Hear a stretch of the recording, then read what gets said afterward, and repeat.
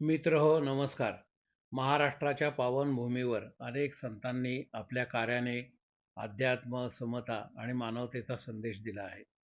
या संत परंपरेतील एक तेजस्वी अध्याय म्हणजे संत भूमी मंगळवेढा.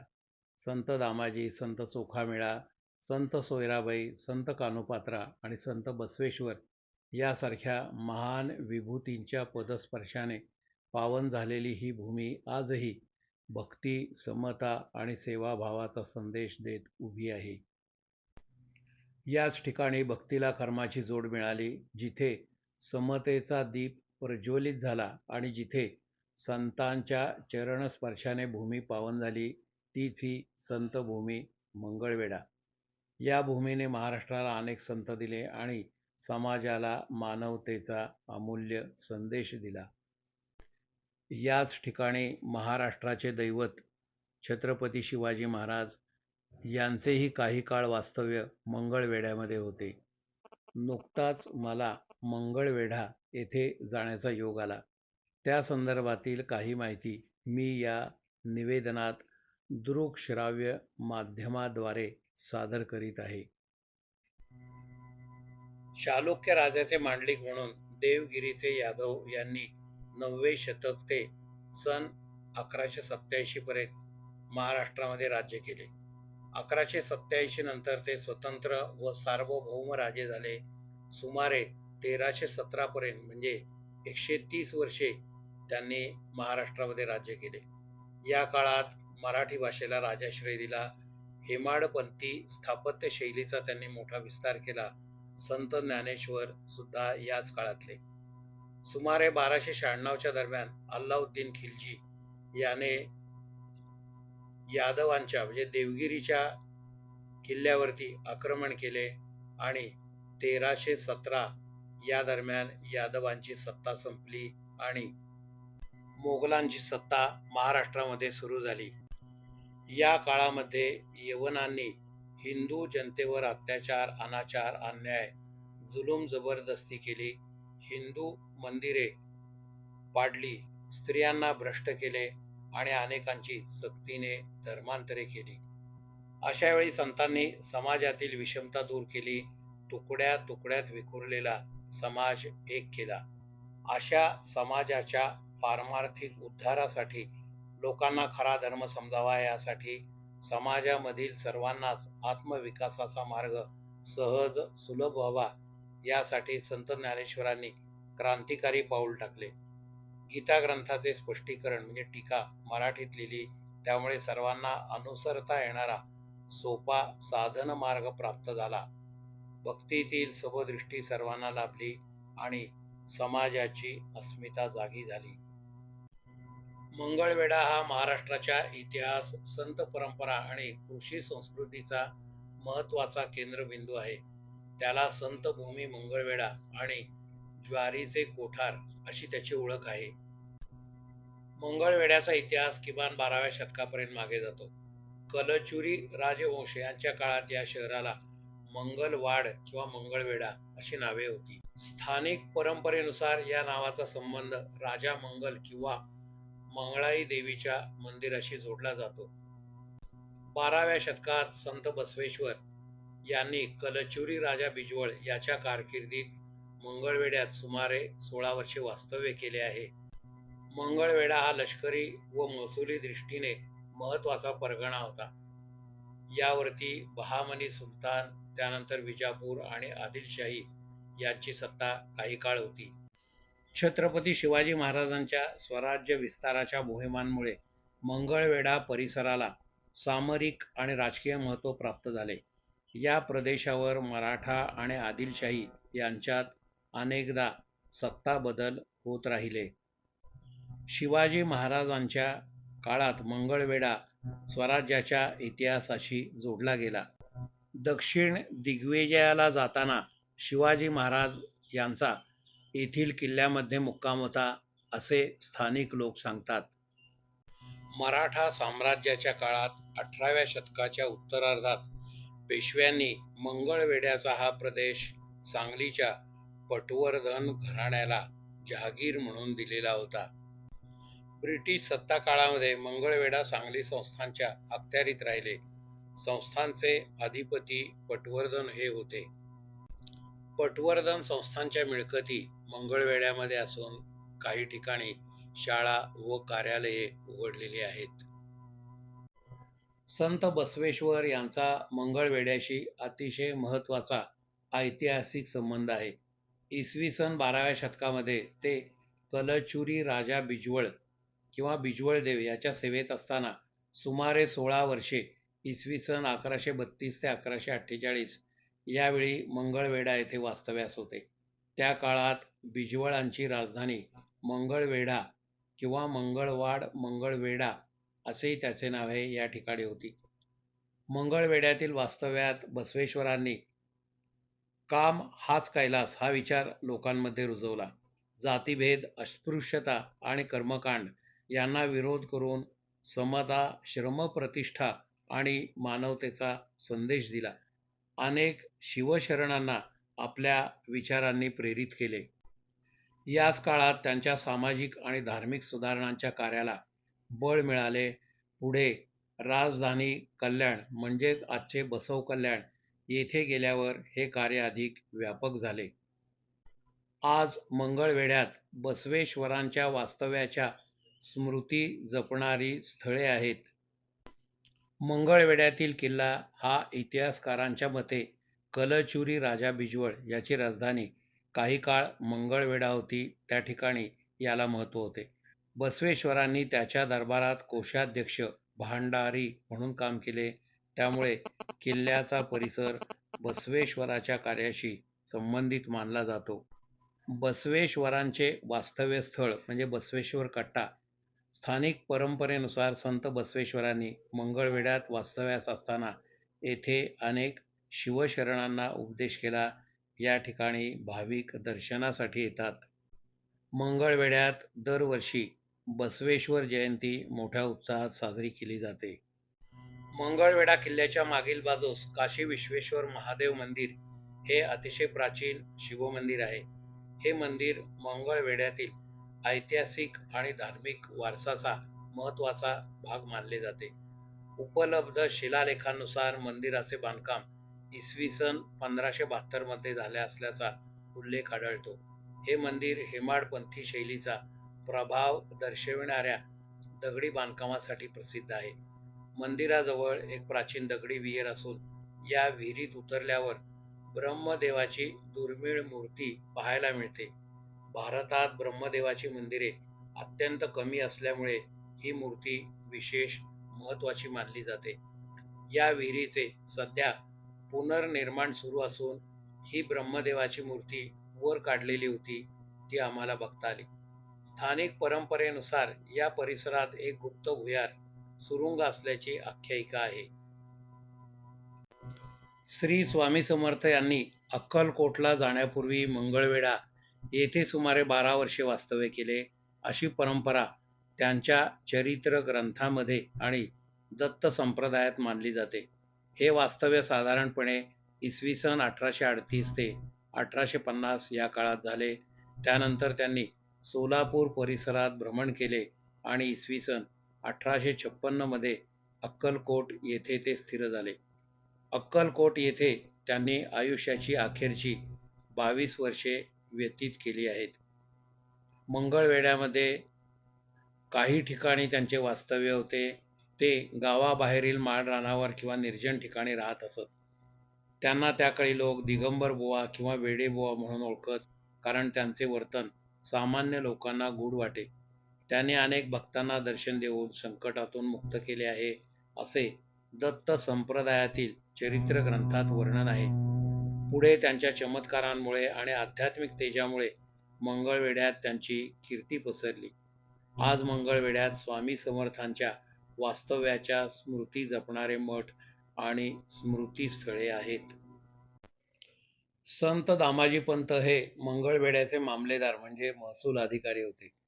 ते तत्कालीन बहामनी सुलतानाच्या अधिपत्याखाली काम करत होते. अत्यंत प्रामाणिक, न्यायप्रिय आणि विठ्ठलभक्त म्हणून त्यांची ख्याती होती. एकदा मंगळवेढा परिसरात भीषण दुष्काळ पडला होता. शेतात पीक आले नाही. लोक उपासमारीने त्रस्त झाले. अनेकांच्या घरात अन्नाचा कणही उरला नव्हता. उपाशी जनतेचे हाल पाहून दामाजी पंतांचे हृदय द्रवले. सरकारच्या धान्य कोठारात भरपूर धान्य होते, पण ते परवानगीशिवाय वाटण्यास मनाई होती. तरीही उपासमारीने लोक मरू देण्यापेक्षा शिक्षा भोगणे श्रेष्ठ असा विचार करून त्यांनी सरकारी धान्य गरीब जनतेसाठी खुले केले. हजारो लोकांना धान्य मिळाले आणि त्यांचे प्राण वाचले. ही बातमी सुलतानापर्यंत पोहोचली. दामाजी पंतांना दरबारात हजर राहण्याचा हुकूम झाला. त्यांनी वाटलेल्या धान्याची किंमत राजकोषात भरावी, अन्यथा कठोर शिक्षा होणार होती. वारकरी परंपरेनुसार त्यावेळी भगवान विठ्ठल यांनी एका महाराच्या विठू महार रूपात सुलतानाच्या दरबारात जाऊन सोन्याच्या मोहरा भरल्या आणि धान्याची संपूर्ण रक्कम जमा केली. पावती घेऊन ते अदृश्य झाले. नंतर दामाजी पंत दरबारात पोचल्यावर सुलतानाने सांगितले की तुमचा माणूस तर आधीच पैसे भरून गेला आहे. तेव्हा दामाजी पंतांना समजले की स्वतः विठ्ठलानेच त्यांची लाज राखली. या चमत्कारामुळे सुलतानही प्रभावित झाला. त्याने दामाजी पंतांचा सन्मान केला. त्यानंतर दामाजी पंतांनी अधिकाधिक काळ विठ्ठल भक्ती, दानधर्म आणि लोकसेवेत घालवला. त्यांचे नाव महाराष्ट्रातील महान विठ्ठल भक्त संतांमध्ये आदराने घेतले जाते. उपाशी माणसाला अन्न देणे हे सर्वोच्च पुण्य आहे. लोकसेवा हीच खरी ईश्वर सेवा. निस्वार्थ भक्ती करणाऱ्याचे रक्षण देव स्वतः करतो, असा वारकरी परंपरेचा विश्वास आहे. संकटातही सत्य, दया आणि धर्म सोडू नये, या सर्वांचे शिक्षण संत दामाजींच्या चरित्रातून आपल्याला मिळते. संत दामाजी मंदिर हे मंगळवेढा शहरातील सर्वात महत्त्वाच्या धार्मिक स्थळांपैकी एक आहे. संत दामाजी पंत यांच्या स्मरणार्थ उभारलेले हे मंदिर वारकरी संप्रदायातील भाविकांचे श्रद्धास्थान आहे. मंदिर दररोज सकाळी 6 ते रात्री 10 या वेळात दर्शनासाठी उघडे असते. मंदिरात संत दामाजींची समाधी व स्मृतीस्थळ आहे. येथे त्यांचे जीवनकार्य, विठ्ठल भक्ती आणि दुष्काळाच्या काळात उपाशी जनतेसाठी केलेल्या लोकसेवेची आठवण जपली जाते. या समाधी मंदिरात विठ्ठल रुक्मिणीच्या सुंदर मूर्ती आहेत. हे समाधी मंदिर त्या काळचे संस्थानिक पटवर्धन यांच्या वाड्यामध्ये आहे. आता याचा जीर्णोद्धार सुरू असून या ठिकाणी मोठ्या मंडपाचे बांधकाम सुरू आहे. नेसला मलिन चिंधोटी, घेतली हातामध्ये काठी, घोंगडी टाकिली पाठी, टाकिली पाठी, टाकिली पाठी, करी जोहार दरबारात, झाला महार पंढरीनाथ, झाला महार पंढरीनाथ. अस्पृश्याने शुद्ध अंतःकरणाने भक्ती केल्यास देव प्रसन्न होऊ शकतो, हे संत चोखामेळा यांनी सर्व समाजाला दाखवून दिले.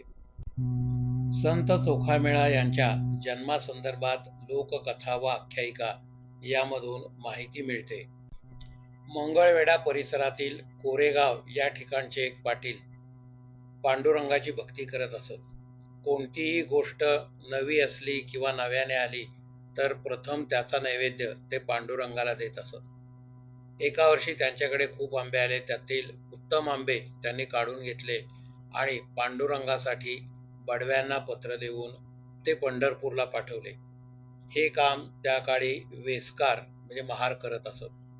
कोरेगावमध्ये याच समाजातील सुदाम व सावित्री हे दोघे जण पती पत्नी राहत होते. हे दोघेही पांडुरंगाचे परमभक्त होते. ते वारी करत असत आणि उपवासही करत असत. दोघे जण हे आंबे घेऊन पायी चाललेले होते. वाटेत त्यांना भुकेने कासावीस झालेला, पोट खपाटीला गेलेला आहे असा एक ब्राह्मण भेटला आणि त्याने खाण्यासाठी आंबा मागितला. सुदामाने देण्यास नकार दिला. त्यांनी सांगितले की हे आंबे माझे नाहीत, पण पांडुरंगासाठी घेऊन जात आहे. मात्र सावित्रीने त्यांना एक आंबा दिला. त्यांनी तो थोडा चोखून पाहिला व आंबट आहे म्हणून सावित्रीच्या ओटीमध्ये टाकला.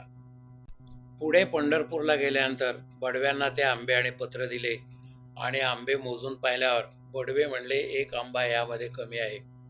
त्यावेळी सावित्रीने आपल्या ओटीतील आंबा काढण्यासाठी हात घातला तर त्या ठिकाणी तिला एक बाळ दिसले. ही पांडुरंगाचीच कृपा आहे असे त्या दोघांनी समजले आणि पांडुरंगाने चोखलेला आंबा ओटीत टाकला म्हणून त्या बाळाचे नाव त्यांनी चोखामेळा असे ठेवले. एका अन्य कथेनुसार ओटीत पडलेला चोखलेला आंबा सावित्रीने खाल्ला व ती गरोदर राहिली आणि नंतर तिला मूल झाले. चोखलेला आंबा खाल्ल्यावर हे मूल झाले म्हणून त्या बाळाचे नाव त्यांनी चोखामेळा असे ठेवले. चोखोबांच्यात पांडुरंग भक्ती ही उपजतच आलेली होती. दर आषाढी एकादशीला वारकरी पंढरपूरला जातात हे त्यांना माहीत होते. पंढरीला जाणे हा आनंदाचा सोहळा या विचारांनी सारे बांधले गेलेले होते. पांडुरंगाची ओढ लागलेल्या हरिनामाच्या घोष करण्यात देहभान हरपलेल्या भक्त मंडळींना चोखोबांनी जवळून पाहिले. त्यांच्या मनाची हुरहुर वाढली, डोळ्यात अश्रू दाटून आले. दिंडी चोखोबांच्या जवळ आली आणि चोखोबांनी आर्तपणे ललकारी घातली, जोहार मायबाप जोहार, तुमचे महाराचा मी महार. बहु भुकेला जाहलो, तुमच्या उष्ट्यासाठी आलो. बहु केली आस, तुमच्या दासांचा मी दास. चोखा म्हणे पाठी आणली तुमच्या उदयासाठी. या उत्कट आर्त ललकारीने दिंडी थांबली आणि दिंडी प्रमुख असलेला वारकरी पुढे झाला आणि चोखोबांना त्यांनी पुढे आणले. चोखोबांनी मी अस्पृश्य आहे असे सांगितले, परंतु दिंडी प्रमुख म्हणाले, तुमच्या मनात असा विचार का यावा? देवाजवळ स्पृश्य अस्पृश्य, उच्च नीच, गरीब श्रीमंत, जातीपाती असा भेदभाव मुळीच नाही. हे ऐकताच चोखोबांच्या मनाच्या न्यूनतेचा भाव गळून पडला, भय नाहीसे झाले. आता ते एक वारकरी होते. पंढरपूरला आल्यावर त्यांनी संत नामदेवांचे अतिशय सुश्राव्य असे कीर्तन ऐकले. या रसाळ कीर्तनानंतर चोखोबांनी नामदेवांचा उपदेश ऐकून त्यांच्या पायासमोर पण स्पर्श न होईल अशा प्रकारे जमिनीवर डोके टेकविले. चोखोबांचा संकोच घालवण्यासाठी नामदेवांनी त्यांच्या डोक्यावर उजवा हात ठेवला. चोखोबांचे सर्व अंग शहारले आणि जन्मोजन्मीचे हीनत्व पार कळून गेले. चोखोबांचा बराच काळ पंढरपुरात गेला. त्यांची श्रवण भक्ती अलौकिक होती. त्यांना संत संग झाला. बरीच कथा कीर्तने ऐकून त्यांना बहुश्रुतपणा आला. त्यांचे लग्न सोयराबाई यांच्याबरोबर झाले. चंद्रभागेकाठी झोपडी बांधून ते दोघे त्या ठिकाणी राहत असत. पांडुरंगाच्या देवळाबाहेर एका ठिकाणी एक तारी घेऊन ते भजने म्हणत असत. विठ्ठल विठ्ठल गजरी अवघी दुमदुमली पंढरी, होतो नामाचा गजर दिंड्या पताकांचा भार. निवृत्ती ज्ञानदेव सोपान, अपार वैष्णव ते जाण. हरी कीर्तनाची दाटी, तेथे चोखा घाली मिठी. यासारखे सुंदर अभंग त्यांनी रचलेले आहेत. अस्पृश्य असल्यामुळे त्यांना मंदिरात प्रवेश नव्हता. मात्र एकदा गाभारा उघडा होता आणि पुजारी स्नानासाठी चंद्रभागेवरती गेलेले होते. हे पाहून चोखोबांनी धीर एकवटला आणि गाभाऱ्यामध्ये प्रवेश केला आणि पांडुरंगाचे दर्शन घेतले. पांडुरंग पाहून त्यांना भोवळच आली. त्यावेळी त्यांना असा भास झाला की आपल्याला कोणीतरी धरलेले आहे. मोठा तेजपुंज प्रकाश पडलेला आहे आणि ते प्रत्यक्ष पांडुरंग होते. त्यांनी शेल्याने त्याचा घाम पुसला आणि आपली वैजयंती माळा त्याच्या गळ्यात घातली.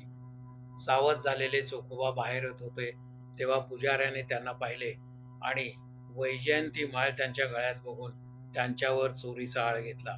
नंतर त्यांना कोतवालाच्या ताब्यात शिक्षा देण्यासाठी देण्यात आले. त्यावेळी कोतवालाने बैलाच्या पायाला त्यांना बांधले आणि हा बैल ओढत नेईल त्यांना असे सांगितले, परंतु बैल तेथून अजिबात हलेना. त्यावेळी एक शुचिरभूत ब्राह्मण तेथे आला आणि त्यांनी सांगितले, हा पांडुरंगाचा भक्त आहे, याला बैलापासून सोडवा. अशा तऱ्हेने चोखोबांची सुटका झाली. चोखोबांची पत्नी सोयराबाई ही सुद्धा विठ्ठल भक्त होती. चोखोबांनी तिच्या डोक्यावर हात ठेवला आणि विठ्ठल भक्तियुक्त अनेक काव्ये सोयराबाईंनी रचलेली आहेत.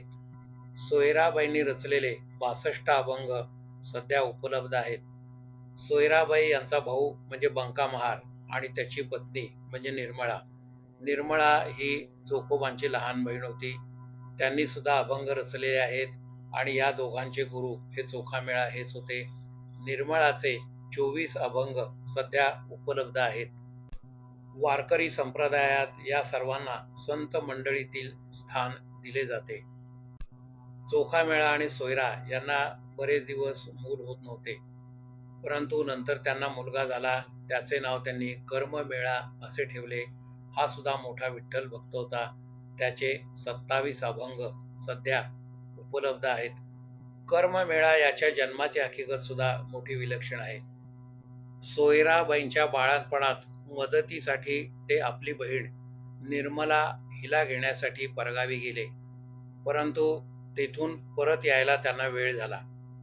सोयराबाईंचे दिवस भरत आलेले होते आणि चोखोबा परत आले तेव्हा त्यांच्या लक्षात आले की तिथे बाळंतपण झालेले आहे. त्यांनी सोयराबाईंना विचारले की बाळंतपण कुणी केले. तेव्हा तिने सांगितले की निर्मला तर आलेली होती. तेव्हा निर्मला, चोखोबा आणि सोयराबाई यांना पटले की प्रत्यक्ष पांडुरंगाने आपल्या कृपेने रुक्मिणीला पाठवून हे बाळंतपण करून घेतलेले आहे.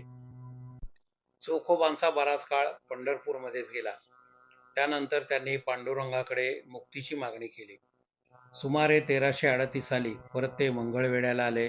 त्यावेळी गाव व कोस बांधण्याचे काम चालू होते आणि त्या ठिकाणी ते काम करत होते. मात्र मोठा बांधलेला कोट एक दिवशी कोसळला आणि त्याखाली अनेक मजूर गाडले गेले. हा ढिगारा उपसण्यासाठी सुमारे 3 दिवस लागले आणि आत पडलेल्या सगळ्यांचा चेंदामेंदा झालेला होता. यातच चोखोबा सुद्धा होते. यावेळी नामदेव पंढरपुरात होते आणि त्यांनी मंगळवेढ्याकडे धाव घेतली. या दरम्यानच नामदेवांना पांडुरंगाचा दृष्टांत झाला. चोखोबा माझा सच्चा भक्त, त्याचा अवतार संपला आहे, पण माझे नाव त्याच्या हाडामासात रुजलेले आहे. गाव कोसाजवळ पडून असलेल्या सांगाड्यातून चोखोबांचा सांगाडा ओळखणे तुला सहज शक्य होईल. ज्या हाडांच्या सांगाड्याच्या अस्थीतून विठ्ठल विठ्ठल असा आवाज येईल त्याच चोखोबाच्या अस्थी. त्या तू पंढरपूरला घेऊन जा आणि चंद्रभागेत विसर्जन कर. विठ्ठलाच्या आज्ञेप्रमाणे नामदेवांनी अस्थी जमा केल्या आणि मिरवणुकीने पंढरपूरला आणल्या. विठ्ठलाच्या महाद्वारात चोखामेळा ज्या जागेवर बसून अभंग म्हणायचे तेथे काही अस्थी पुरल्या, त्यांची समाधी बांधली व बाकी अस्थी चंद्रभागेमध्ये विसर्जन केल्या. चोखोबांनी आपल्या अंगची गुणवत्ता आपल्या अभंगांनी सिद्ध केलेली होती. समाजाकडून त्यांना सन्मानाची वागणूक मिळाली नाही. त्यांच्या वाटेला उपेक्षाच आली. परंतु नंतर लोकांनी त्यांना संतपद दिले आणि अध्यात्मातील त्यांचा अधिकार लोकांना समजला. चोखोबांचे अभंग हे अतिशय भक्तिपूर्ण आणि रसाळ आहेत. पंढरीचे सुख नाही त्रिभुवनी, प्रत्यक्ष चक्रपाणी उभा असे. त्रिभुवनी समर्थ ऐसे पै तीर्थ, दक्षिण मुख वाहत चंद्रभागा. सकळ संतांचा मुकुटमणी देखा, कुंडलिक सखा आहे जेथे. चोखा म्हणे तेथे सुखाची मिराशी, भोळ्या भाविकांची अखंडित. घाव घाली विठू आता चालू नको मंद. हा सुद्धा त्यांचा एक सुंदर अभंग आहे. जितेंद्र अभिषेकी यांनी गायलेला चोखामेळा यांचा हा एक सुंदर अभंग. आम्हा नकळे ज्ञान नकळे पुराण, वेदांचे वचन नकळे आम्हा. आगमाची आडी निगमाचा भेद, शास्त्रांचा संवाद नकळे आम्हा. योग याग तप अष्टांग साधन, नकळेची दान व्रत तप. चोखा म्हणे माझा भोळा भाव देवा, गायीन केशवा नाम तुझे. कधी काळी क्रमिक पुस्तकात असलेला हा एक सुंदर अभंग. ऊस डोंगा परी रस नोहे डोंगा, काय भुललासी वरलिया रंगा. नदी डोंगी परी जळ नोहे डोंगे, काय भुललासी वरलिया रंगा. धनु डोंगा परी तीर नोहे डोंगा, काय भुललासी वरलिया रंगा. चोखा डोंगा परी भाव नव्हे डोंगा, काय भुललासी वरलिया रंगा. पांडुरंग हरी. मंगळवेढ्यातील श्यामा गणिकेच्या पोटी 1468 साली कान्होपात्रा यांचा जन्म झाला. गणिकांना त्या काळी समाजात काही स्थान नव्हते. श्यामा गणिका ही रात्री मंदिरामध्ये नाच, गाणे, भजने म्हणण्यासाठी जात असे. संत कान्होपात्रा ही जन्मतः सुंदर होती. आईकडून तिने नाच, गाणे, भजने या गोष्टी शिकून घेतल्या. ज्ञानेश्वरांच्या विराण्या आणि कृष्णगीते ही त्यांना आवडत असत. कृष्णगीते म्हणताना तर त्यांच्या डोळ्यातून अश्रू येत असत व सर्व सृष्टी कृष्णरूप झाली असे त्यांना वाटत असे. त्यांची ओढ ही भगवंत भक्तीकडे होती. समाज रूढीनुसार आपल्याला आईच्या मार्गाने जावे लागेल हे लक्षात आल्याने कान्होपात्रा या उदास होत्या. आपल्या उत्कट भक्तीच्या जोरावर ती मंगळवेढ्यातून एका वारीबरोबर पंढरपूरला गेली. या वारीतील विणकऱ्याने तिच्या सर्व प्रश्नांची उत्तरे दिली व तिचा भ्रम दूर केला. पांडुरंग हा फक्त भक्तिभावाचा भुकेलेला आहे हे तिला समजावून सांगितले. वारीतून परत आल्यानंतर ती पांडुरंगमयच झालेली होती. त्यांनी अनेक अभंगांची रचना केली. पतित तू पावना म्हणविसी नारायणा, जरी सांभाळी वचन ब्रीद वागविसी जाण, याती शुद्ध नाही भाव, दुष्ट आचरण स्वभाव, मुखी नाम नाही कान्होपात्रा शरण पायी. तिच्या सौंदर्याची कीर्ती बादशाच्या कानावर आली व त्याने तिला बोलवण्यासाठी दूत धाडले. पुढे काय होणार याचा कान्होपात्रास अंदाज आलेला होता. तिने तिकडे जाण्यापूर्वी एकदा पांडुरंगाचे दर्शन घ्यायचे आहे असे सांगितले. ती मंदिरात गेली. विठ्ठलाच्या चरणांवर मस्तक ठेवून तिने आर्त प्रार्थना केली.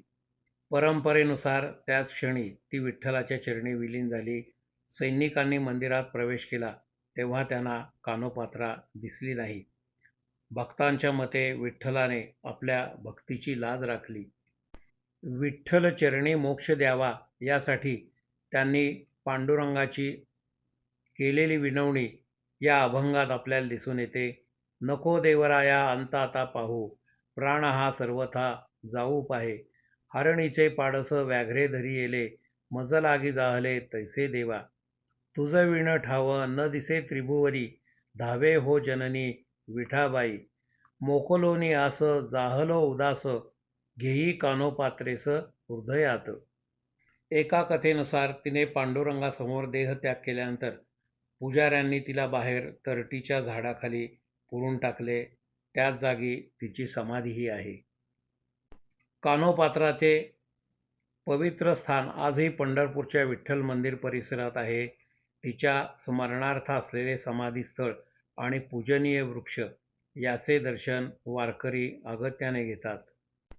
संत कान्होपात्रा या वारकरी संप्रदायातील महान संत कवयित्री होत्या. त्यांनी समाजातील प्रतिकूल परिस्थितीवर मात करून श्री विठ्ठलाच्या अखंड भक्तीमुळे संतपद प्राप्त केले.